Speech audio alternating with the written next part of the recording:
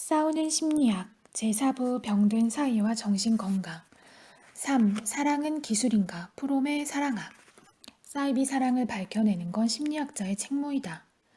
일반인들도 그렇지만 심리학에서도 사랑은 변함없는 애증의 대상이다. 비록 성욕과 사랑을 뒤섞어버리는 심각한 오류를 범했지만 프로이트는 일찍이 사랑을 정신분석 강의 주요한 주제로 다루었고 그 후에도 수많은 심리학자들이 사랑을 연구 대상으로 삼아왔다. 반면에 미국의 행동주의 심리학자들은 사랑은 심리학이 다뤄야 할 연구 주제가 아니라고 주장했고 이후에도 미국의 주류 심리학은 사랑이라는 주제를 암묵적으로 기피해왔다. 심리학이 사랑을 다루기 까다로워하는 이유 중 하나는 인류가 그것을 아주 다양한 의미로 사용해왔던 사정과도 관련이 있다. 사람들은 사랑을 자기식대로 해석하고 이해하는 경향이 있다. 더욱이 부도덕한 지배층이나 악한 정신병자들 같은 사랑과는 전혀 인연이 없는 인간들도 입만 열면 사랑 운운함으로써 혼란을 부채질해왔다. 국민을 억압하고 착취하는 독재자, 남을 도구화하고 이용하는 사기꾼, 자식을 학대하고 때리는 부모도 항상 너를 사랑해서 그러는 것이라고 변명을 해왔던 것이다. 우리 언어 가운데 사랑이란 단어만큼 정말 잘못 사용되고 품격을 떨어뜨리는 용어도 없다. 자신들의 목적에 도움만 된다면 그 어떤 잔인함도 기꺼이 용서해주던 이들이 사랑을 설교하였다. 이렇게 사랑은 아주 다양한 의미로 사용되었고 다양한 범죄를 은폐하기 위해서 남발되었다. 그러나 이를 핑계삼아 심리학자들이 사랑이라는 주제를 회피한다면 그것은 명백한 직무유기다. 사랑에 대한 왜곡된 인식이 난무하면 할수록 심리학자들은 하루속히 그것을 바로잡아 대중이 사랑에 대한 올바른 이해를 갖도록 도와야 한다. 프롬이 사랑에 관해 특별한 의의를 부여하고 그것을 자신의 연구 주제로 삼았던 것은 이 때문이다. 사랑이란 단어를 사용하는 것은 위험하고 곤혹스럽기도 하다. 이 곤혹스러움을 이겨내지 못하는 건 심리학자에게 걸맞지 않은 태도다. 사랑을 설교하는 것은 잘해야 조야한 만만 자아낼 뿐이다. 그러나 냉정하고 비판적으로 사랑의 현상을 살펴보고 사이비 사랑의 양태를 밝혀내는 건 심리학자가 회피할 권리가 없는 책임이다. 프롬의 심리학 이론에서 사랑이 차지하는 비중은 막대하다. 그는 고립감과 무력감에 사로잡혀 있는 현대인이 그것에서 해방되려면 사랑을 통해 세계와 연결되어야 한다고 반복적으로 주장했다. 프롬에 의하면 인류를 종말론적인 파국에서 구원해줄 기본 방도는 집단적으로는 사회 변혁이고 개인적으로는 사랑과 노동이다. 그런데 사회 변혁도 사랑에 기초한 연대와 단결이 이룩되어야 비로소 가능하다. 이런 점에서 현재의 인류에게 사랑은 결정적인 의의를 갖는다고 할 수 있다. 프롬은 이른바 사랑학이라고 해도 무방할 정도로 초지일관 사랑이라는 주제를 다룸으로써 사랑의 본질을 해명하고 올바른 사랑이 무엇인지 밝히기 위해 노력했다. 그런 노력의 결정적인 집약체가 바로 사랑의 기술이다. 사람을 사랑한다는 것. 그렇다면 사랑이란 과연 무엇일까? 나는 사랑을 어떤 대상을 귀중히 여기고 아끼는 마음으로 정의한 바 있다. 이것은 단지 사람만을 대상으로 하는 사랑이 아닌 사랑 일반에 대한 정의이다. 이에 비해 프롬은 사랑을 사랑받는 자의 성장과 행복에 대한 능동적 갈망으로 정의했는데 이것은 사랑이라는 개념을 사람을 대상으로 하는 것에 국한시켜 동기적 측면에서 규정한 것이다. 그렇지만 사람에 대한 사랑만 놓고 보면 두 정의는 본질적으로 같다. 즉 사람을 귀중히 여기고 아끼는 것이란 결국 사람의 성장과 행복을 위해 능동적으로 노력하는 것이기 때문이다. 사람을 귀중히 여기고 아끼려면 왜 사람의 성장과 행복을 위해 노력해야 하는 것일까? 이를 이해하는 것이 매우 중요하다. 왜냐하면 흔히 사랑을 상대방이 원하는 것을 모조리 들어주고 그를 위해서라면 무슨 일이든 다 해주는 것으로 착각하는 경우가 많기 때문이다. 정기훈 감독의 영화 반창고에는 사랑을 무조건적으로 편들어주기로 착각하고 있는 여주인공이 등장한다. 여주인공 미수의 직업은 의사이다. 그녀는 자신의 실수로 환자가 사망하자 의사 자격을 박탈당할까봐 두려워 사망 피해자 남편의 폭력성을 부각시켜 재판에서 유리한 판결을 받으려 한다. 이를 위해 미수는 연인인 강일에게 피해자 남편의 폭력 행위를 증언해달라고 부탁한다. 소방대원 강일이 병원에서 행패를 부리던 피해자 남편을 말리려다 코뼈가 부러진 일이 있었기 때문이다. 강일의 증언만이 피해자의 죽음이 미수의 책임이 아니라는 항변을 가능하게 해줄 수 있었다. 미수는 강일에게 자기를 정말 사랑한다면 재판에서 이기도록 도와달라고 압박한다. 그러나 미수를 몹시 사랑했음에도 강일은 그녀의 청을 거절하고는 이별을 선택한다. 아니 정확히 하자면 그는 미수를 진정으로 사랑했기에 이별을 각오하고 그녀의 부탁을 거절했다고 말해야 옳다. 강일은 왜 그녀의 요청을 거절했을까? 그녀를 사랑해서다. 사랑은 상대방을 귀중히 여기고 아껴주는 것이므로 강일 역시 그녀를 귀중히 여기고 아껴주려 했을 것이다. 그러기 위해서는 그녀의 부도덕한 요청을 거절해야만 했다. 왜냐하면 그것은 그녀를 아껴주기는커녕 해치는 행위이기 때문이다.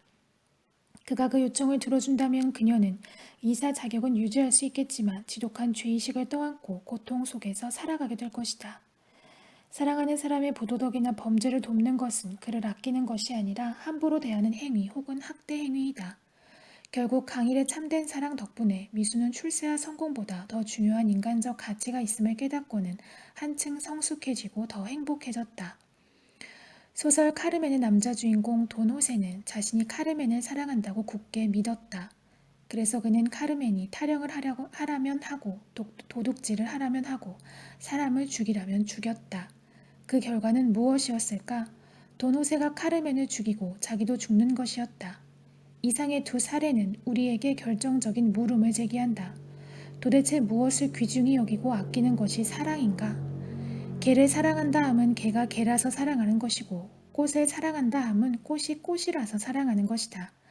마찬가지로 사람을 사랑한다 함은 사람이 사람이라서 사랑하는 것이다. 개를 개이게끔 하는 것은 개의 본성이고 꽃을 꽃이게끔 하는 것은 꽃의 본성이다. 마찬가지로 사람을 사람이게끔 하는 것은 사람의 본성이다. 따라서 어떤 대상을 사랑한다는 것은 곧 그 대상의 본성을 귀중히 여기고 아껴준다는 의미이다. 그러므로 사람에 대한 사랑이란 곧 인간 본성에 대한 사랑이고 인간 본성을 귀중히 여기고 아껴주는 것이다.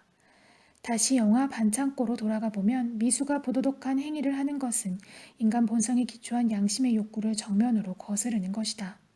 그렇기 때문에 강일은 인간 본성에 반하는 연인의 행위를 지지할 수 없었던 것이다. 만일 그가 연인을 사람으로서가 아니라 단지 과시물이나 소유물로서 사랑했거나 성욕의 대상으로서만 사랑했다면 그녀가 인간 본성에 반응하는 행위를 하든 말든 상관하지 않았을 것이다. 우리는 카르멘과 돈 호세처럼 간혹 연인이나 부부가 공범이 되어 범죄를 저지르는 경우를 보게 된다. 이들이 과연 건강한 사랑으로 결합된 관계일까? 이들의 비행은 서로를 사람으로서는 사랑하지 못했던 병적인 사랑의 결과일 뿐이다. 자식이 큰 잘못을 하면 부모가 회초리를 드는 것, 친구가 잘못을 범하면 비판을 하는 것은 그들이 상대방을 사람으로서 사랑하기 때문이다.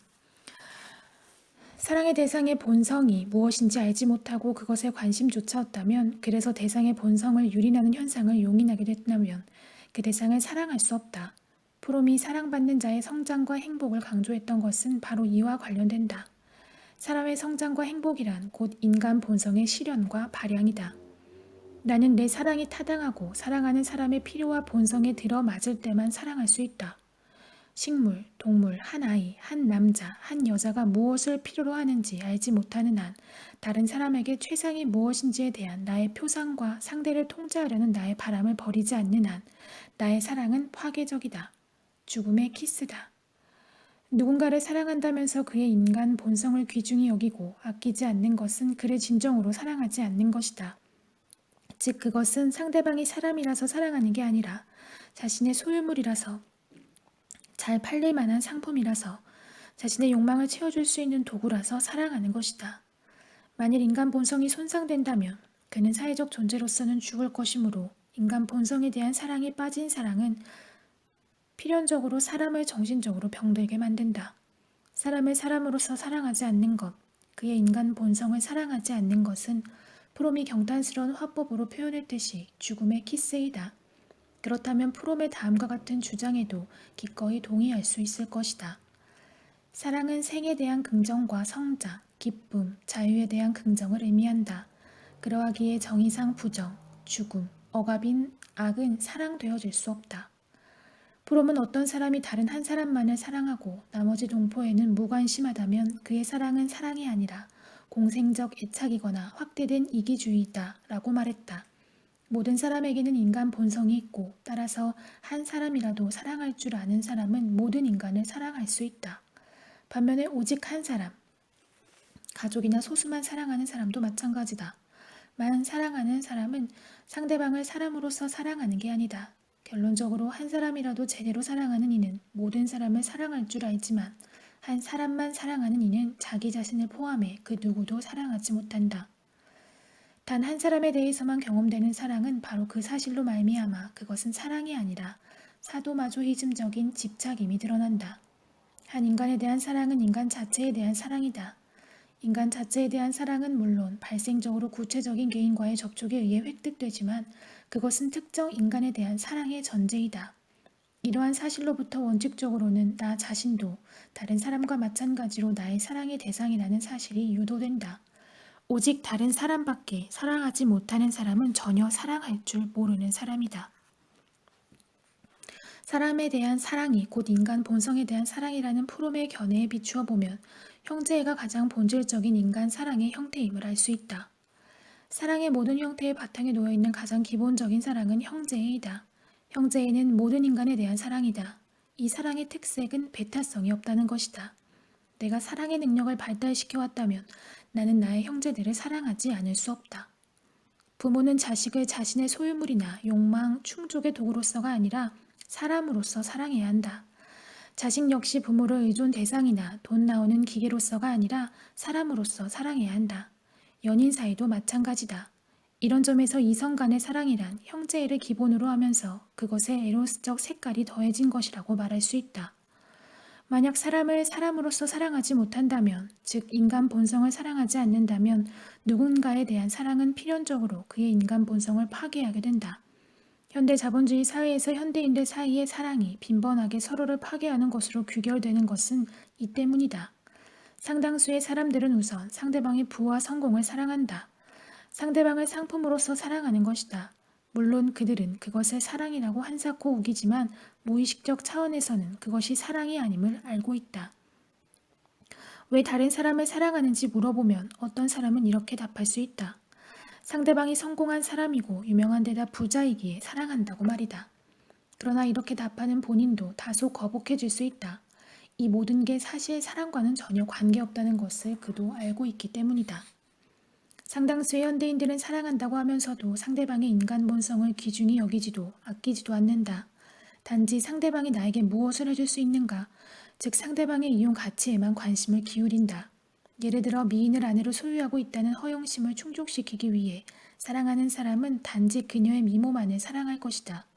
또한 부자를 남편으로 두고 있다는 허영심을 충족시키기 위해 사랑하는 사람은 남편이 파산하면 그를 더 이상 사랑하지 않을 것이다. 이렇게 현대인들은 자신의 욕망을 충족하기 위한 이용 대상으로서 상대방을 사랑한다. 즉 상대방을 도구화, 수단화하는 것이다. 프롬은 고독감과 무력감으로부터 도피하려는 동기를 충족시키기 위해 연애를 하는 현상에 대해 다음과 같이 비판했다. 사랑에서 사람들은 마침내 고독으로부터의 안식처를 찾아낸다. 사람들은 세계에 대항하는 두 사람 사이에 동맹을 형성하고 두 사람만의 이기주의는 사랑과 친밀감으로 오해된다. 프롬은 상호간의 성적 만족으로서의 사랑과 팀워크로서의 고독으로부터의 피난처로서의 사랑은 현대 서양 사회에 있어서의 사랑의 붕괴, 사회적으로 유형화된 사랑의 병리학의 두 가지 표준적 형태라고 지적했다. 이런 지적은 오늘날의 한국 사회에도 그대로 적용되는데 굳이 추가하자면 빈곤에 대처하기 위한 경제적 동맹과 사회적 위신을 위한 동맹 등을 거론할 수 있다. 사랑도 능력이다. 프롬에 의하면 사랑도 하나의 능력이다. 사람의 능력이란 전체로서의 사람이 가지고 있는 능력이다. 달리기 능력은 단지 두 다리만의 능력이 아니다. 달리기를 잘하려면 두 다리만이 아닌 몸 전체가 튼튼해야 하고 폐활량도 커야 하며 정신력도 강해야 한다. 이렇게 사람의 능력이란 특정한 구성 요소만의 능력이 아닌 전체로서의 사람의 능력이다. 사랑도 능력이라는 것은 아무나 사랑을 할 수 있는 게 아님을 의미한다. 달리기를 잘하려면 무엇보다 달리기를 잘하고 싶다는 동기가 있어야 하고 달리기 능력을 키우기 위해 끊임없이 연습을 해야 한다. 마찬가지로 누군가를 제대로 사랑하려면 사람을 사랑하고 싶다는 동기가 있어야 하고 사람을 사랑할 수 있는 능력을 키워야 한다. 그러나 현대인은 사랑에 대한 동기는 강렬하지만 물론 그것이 상대방을 사람으로서 사랑하려는 동기가 아닌 경우는 흔하다. 사랑을 할 수 있는 능력은 좀처럼 개발하려 하지 않는다.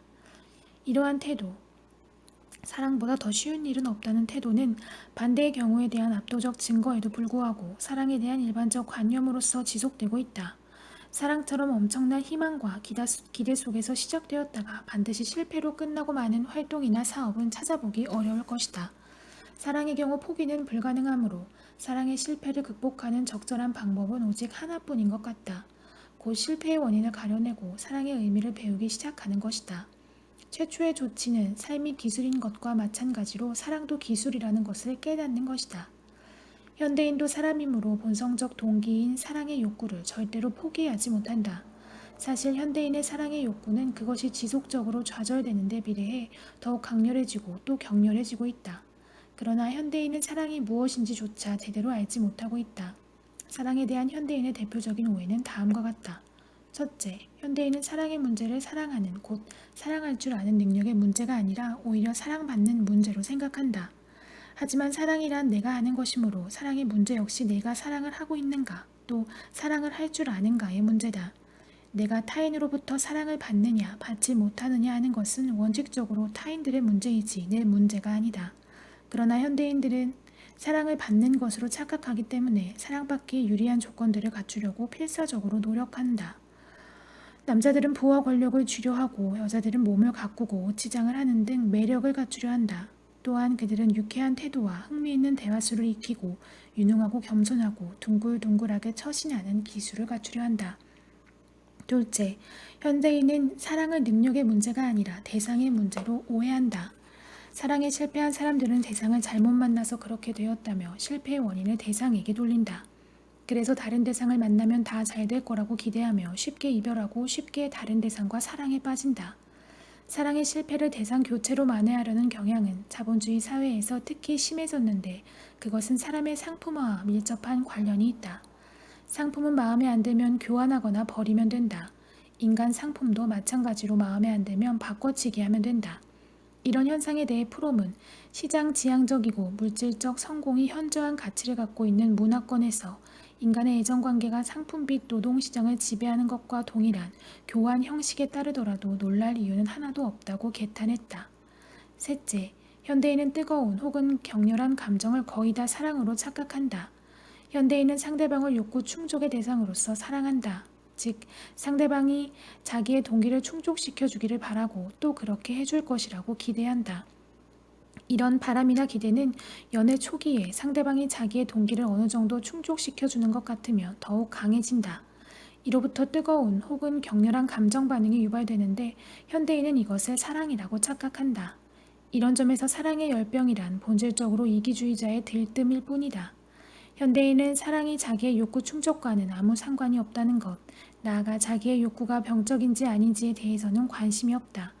사랑을 빙자해 자신의 욕구를 충족시켜달라고 상대방을 달달 볶을 뿐이다.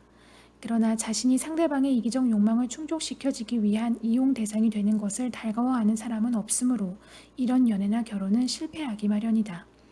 이렇게 현대인에게서 사랑의 능력을 박탈한 첫째 가는 범위는 병든 사회이다.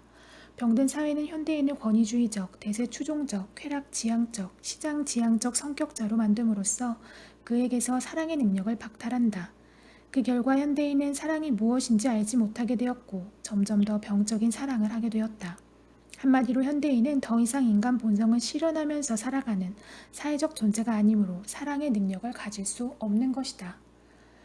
사랑이 성숙하고 생산적인 성격을 가진 사람들의 능력이라면 어떤 특정한 문화권에서 살고 있는 사람들의 사랑의 능력은 이 문화가 평범한 사람의 성격에 미치는 영향에 달려있다.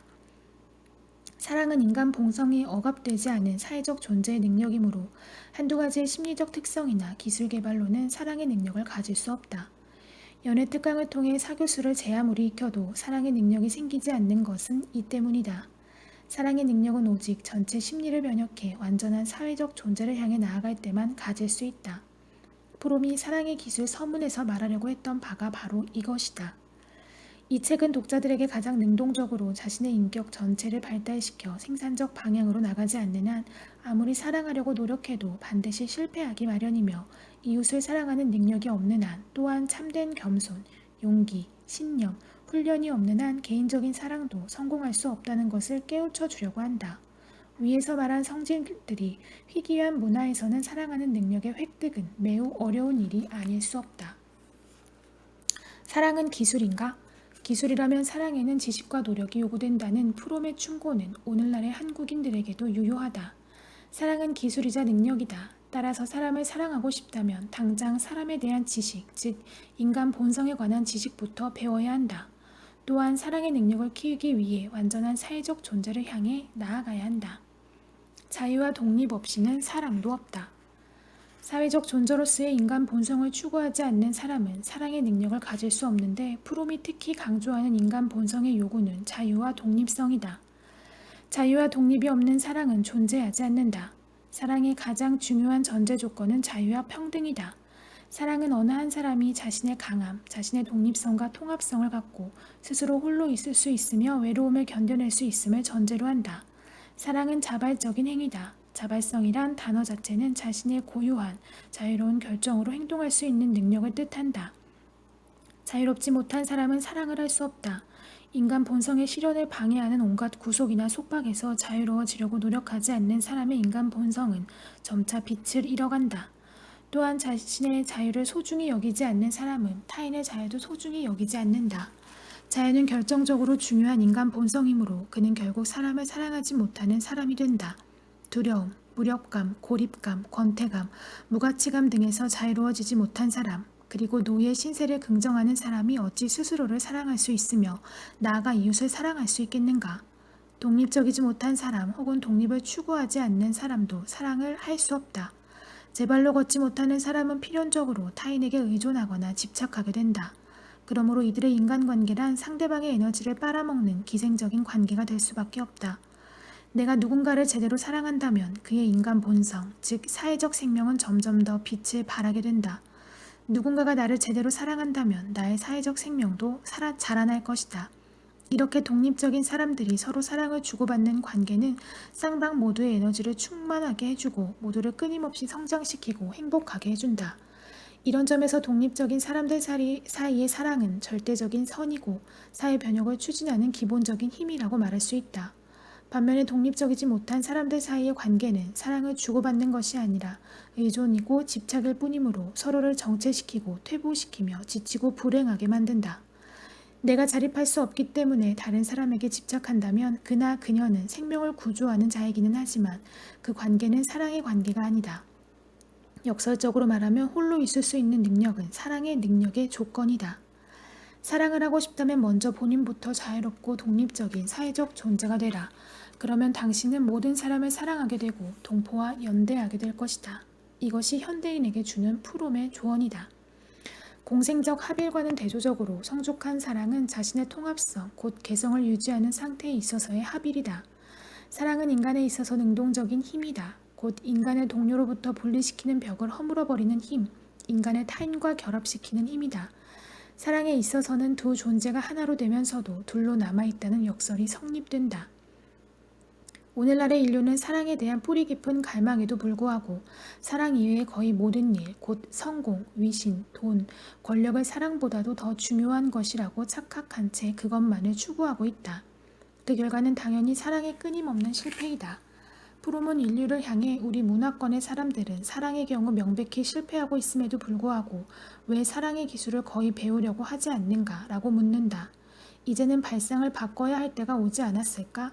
현대인은 자신이 사랑에 지독하게 굶주려 있고 그것을 엄청나게 갈망하고 있다는 사실을 인정해야 한다. 그럼으로써 성공, 위신, 돈, 권력 등이 아닌 사랑에다 모든 힘을 집중해야 한다. 프롬이 깨우쳐 주었듯이 권력과 자본의 노예가 아닌 자유롭고 독립적인 사람이 됨으로써 사랑의 능력부터 시급히 회복해야 하는 것이다.